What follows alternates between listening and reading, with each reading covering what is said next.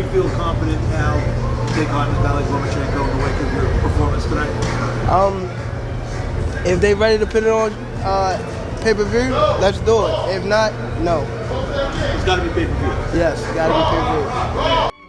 This is an off-the-cuff video about the Frank Martin versus Tank Davis fight. You know, a lot of fans are criticizing the fight, saying that it's a cherry pick. They're saying that he's avoiding the top names, and you know, it's a foregone conclusion that Frank Martin is going to lose. And you know, these guys are going as far as to say they're going to steal the fight. They're going to boycott the fight. You know, I'm listening on the Boxing Voice. People are calling up saying, "Get your fire sticks ready." And these fans, they're not real fans. I mean, they don't invest in the sport. They don't buy fights anyway, acting like, oh, they're boycotting a fight for the first time. Y'all don't buy no fights. Y'all not real fans of the sport. Y'all criticize a guy like Tank Davis for not fighting your favorite fighter, but then you don't criticize your favorite fighter for not fighting Tank Davis.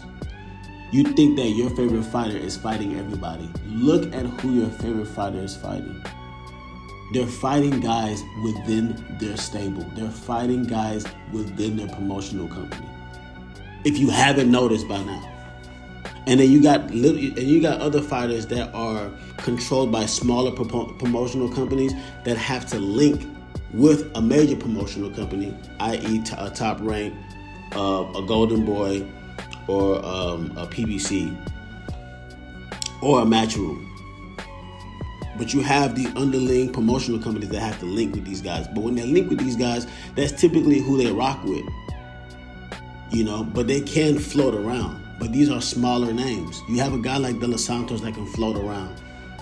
You know, you have a guy in Sean Porter that was not a household name on the PBC. They didn't mind relenting him over to ESPN to fight Terrence Crawford. And that fight was a purse bid. So when you have a fighter like Tank Davis, which is the prize fighter, the main cow over there on the PBC, and you have a guy like Lomachenko, where Bob Arum was saying was better than Floyd Mayweather himself. So if you think those two guys are going to come together on different promotional companies and fight on your national television for free, you're out of your fucking mind. It has to be a pay-per-view fight. So where are they going to fight? They got to fight. It's going to have to be shown on both networks, right? Because ESPN is a powerhouse. They're not giving that shit up. Showtime and the PBC, they're not giving that shit up. And you know Bob Arum is notorious for lowballing people. So the negotiations for that fight are going to be very difficult. I.e. the reason Terrence Crawford had to get out of Top Rank in order to fight Spence. He didn't fight Spence on Top Rank. So for that fight to happen, you're going to need those two parties to come together. You're going to need the two fighters to be able to generate enough money to pay not only Top Rank and their staff, but ESPN and their staff. After you pay them, you got to pay the fighters and their staff, everybody that helps them get ready for the fight from camp to the corner. The same with Tank Davis. You got to pay him. You got to pay GTD. You got to pay his corner, everybody that gets him ready in his camp. You got to pay the PBC and their promotional company. You got to pay Showtime and that staff. You got to pay all these people, so the fight has to generate a bunch of money. Now, when they look at the numbers, they're going to say, okay, what numbers have we had in the past that's going to tell us that we're going to make that money if we put this fight together between these two fighters? When Tank went and beat Santa Cruz, and it was on pay-per-view, and he did his numbers, and it was time to go to the table with Bob Arum and them and say, hey, man, let's make this fight happen. Lomachenko has no fights on pay-per-view to compare. So you would think that, yes, Loma would have to go over to Showtime and make that fight happen on pay-per-view with a guy who's already on pay-per-view. Obviously, it doesn't happen, but they're going to blame the PBC, you know, the black guys. They're going to blame them for the fight not happening when they're the ones who are shown to be making the money. They are the cash cows. Tank goes on to fight pay-per-view after pay-per-view after pay-per-view. They didn't ever take him off of pay-per-view because his numbers is going up. Meanwhile, you got Lomachenko over here fighting on free TV. After free, after free, after free.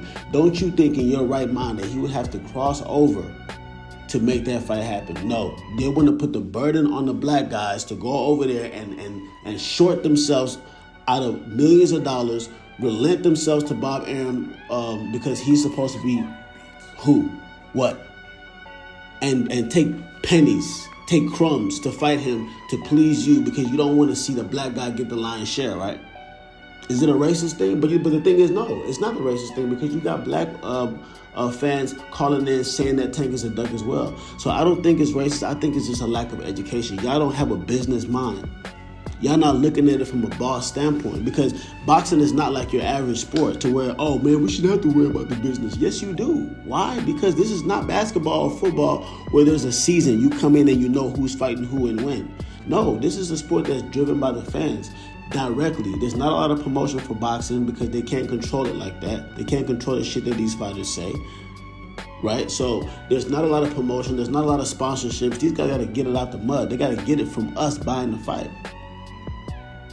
So you can't sit up here and say that, oh, you know, we want this fight to happen and we don't care about the business. No, you have to care about the business. If you support a fighter, buy their fights, get their numbers up to the point that it makes sense, or you pressure your fighter to get out of that promotional group and go to the fighter that you want to see them fight and make it happen if they're the A side. Teofimo has a great resume. He's fought Lomachenko. He's fought, Kambosos, which I don't really, what is that? He beat Comey, though, when he was a champion. He went up and he fought Josh Taylor. What is the common denominator? Top rank. He fought everybody in-house. He didn't do nothing special. As far as the fighters, yes. As far as the, him having to make sacrifices, no. The man stayed in-house for all his fights. But when Tank Davis fights in-house fighters and they're putting together the best possible fights in-house because it's not enough money to do cross promotion because the other fighter doesn't have enough clout and the fans, you are not paying for the fight. You're stealing fights. How can he fight a Teofimo when he's on Top Rank? And he won't leave Top Rank to come fight him on pay-per-view when those guys had not fought on pay-per-view at that point. How can he fight a Devin Haney when he's over there in Matchroom calling him out from the Matchroom fence? Knowing damn well that would have to be cross promotion. He would have to leave Matchroom and go over to Showtime at the time to make that fight happen. He knows that. But ask yourself how it was so easy for him to leave Matchroom and go over to Top Rank to fight Kambosos twice in Australia for 22%. And then turn around, he was forced to fight Loma. And he edged through that fight. And as soon as he edged through that fight, he ran right up back over the Matchroom and went up to 140. Even after he said out his own mouth that he will fight at 135 again for the right fight being the fight that, makes the most money, which is Tank Davis. So these guys, they just play with the fans' minds and the fans run with anything that they say. They don't realize that, oh man, these guys are really fighting in-house fights. Ryan Garcia has connections with the Zone. Matchroom is over there with the Zone. Golden Boy is over there with the Zone. That fight is easy to make. Why do you think it's made? Why do you think Devin could fight Loma? Because Devin was on top rank at the time. It was technically an in-house fight. So you expect Tank Davis to go over to Showtime, right, and fight for free? You expect Tank Davis to go over to Matchroom, right, and fight on and fight on the Zone on the app? That's what you expect? Honestly, we got to be realistic.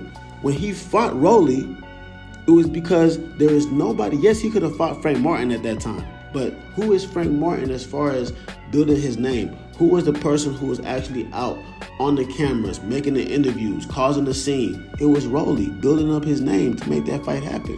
That's why that fight happened. They knew that they was going to make money. It failed. What did they do? They went and got a Mexican fighter that's going to bring in a whole country, and that sold. It was successful. The Rolly fight was successful.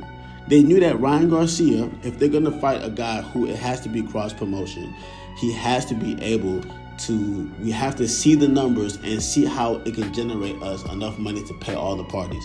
What happened? Ryan Garcia had the following. He has the following on social media. The man was on your national television on Gatorade commercials. What boxer do you know is doing that?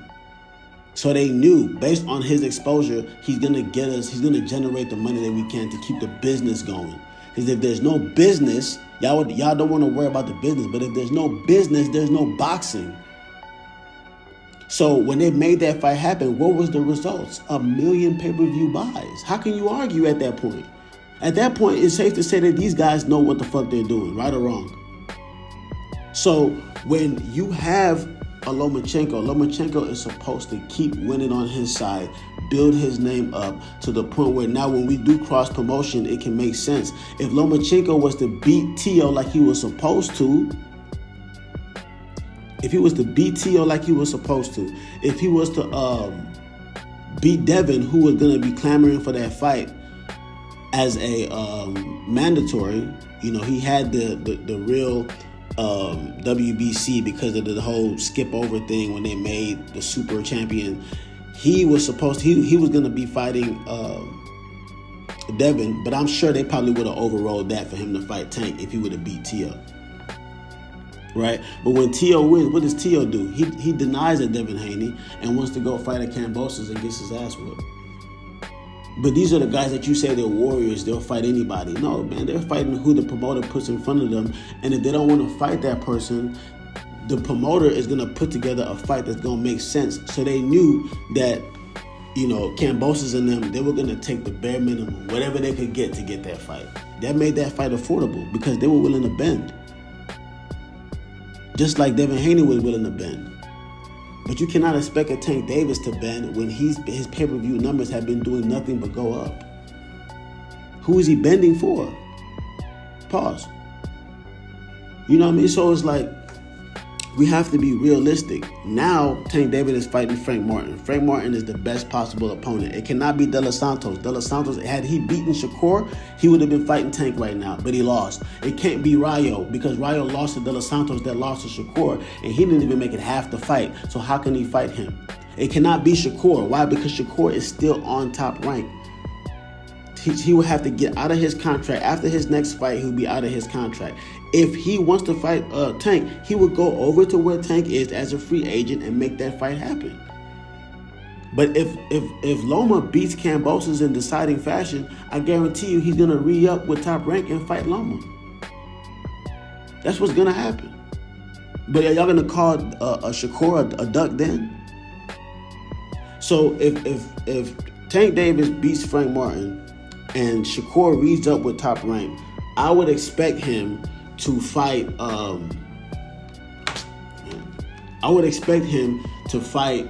Devin Haney next.